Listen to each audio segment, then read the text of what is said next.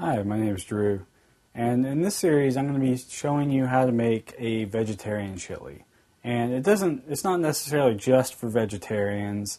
If it's just like a bean chili, so meat eaters can have it too. It's very good, so they should enjoy it. But since I've been a vegetarian for over 2 years, and I really enjoy chili because I'm from Texas, and my mom used to make me chili all the time. So I really sought out the chili recipes, and I kind of made my own recipe from this basic recipe I started with.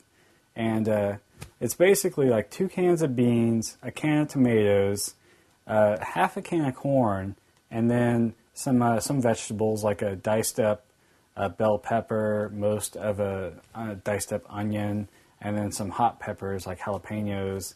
And I'm going to put a poblano pepper in there.